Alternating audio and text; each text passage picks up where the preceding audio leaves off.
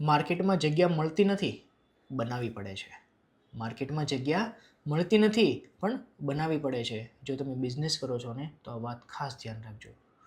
બિઝનેસમાં કે પર્સનલ લાઈફમાં ખર્ચ કરવા માટેના અનેક રસ્તાઓ ખુલ્યા છે અને જ્યારે ઇન્કમ કરવાના રસ્તાઓ દિવસે ને દિવસે બંધ થતા જાય છે.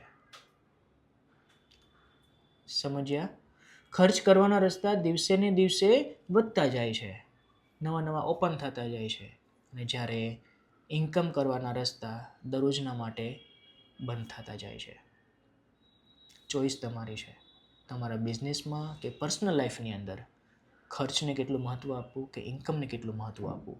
ખાસ કરીને જે બિઝનેસ કરી રહ્યા છે એના માટે cost cutting most important part છે. અને જો તમે જાણવા માગતા હો કે કોસ્ટ કટિંગ એટલે શું, એ પણ બિઝનેસની અંદર, તો તમે ડેફિનેટલી મને કોમેન્ટમાં લખી શકો છો કોસ્ટ કટિંગ.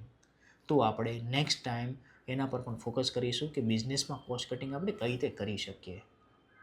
Thank you. મળીએ આપણે આવતા વિડીયોમાં.